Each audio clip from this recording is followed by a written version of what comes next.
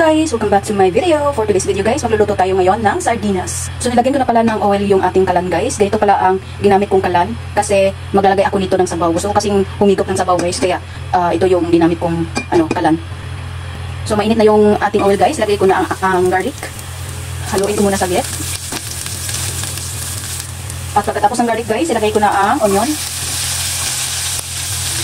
Haluin lang natin konti yung ating onion guys hanggang sa bumango at lumabas yung kanyang amoy bago natin ilagay yung sardinas.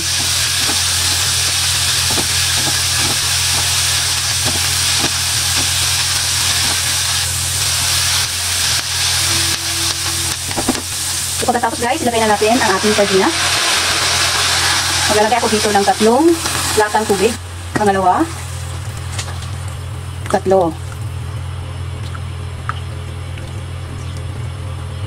So takpan muna natin guys. Pakuluin muna natin bago lagyan natin ng mga seasonings. So naisipan ko pala ito guys, lagyan ko ito ng dumplings. Lalagyan ko pala ito ng dumplings guys kasi baka masarap din to.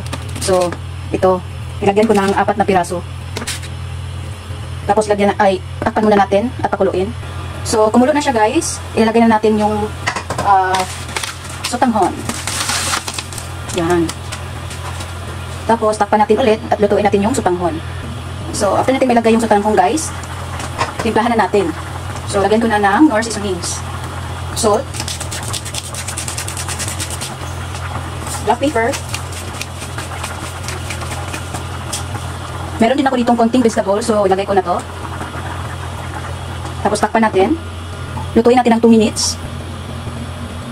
After 2 minutes guys, lagyan natin ng itlog. So, mayroon akong isang itlog dito, ilalagay natin.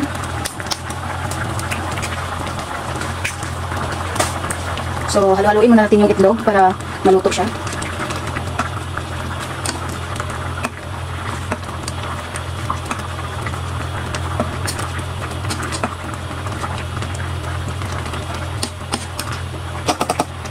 So, tikman muna natin guys kung okay na ba yung timpla. So, magdagdag ako ng asin guys kasi nakulangan ako sa timpla. Pero depende na din yan sa inyo guys kung ano yung panimpla nyo. Haluin muna natin. Try natin yung lasa kung okay na ba. So okay na guys. So prepare na natin ang aking sardinas with sotanghon and dumplings. So transfer na natin ang aking sardinas guys.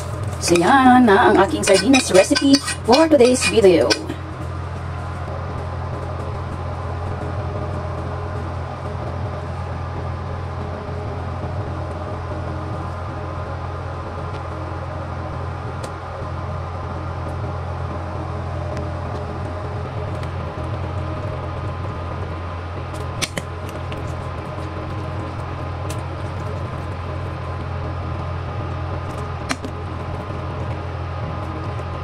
So ito na guys, and bye! Thank you for watching!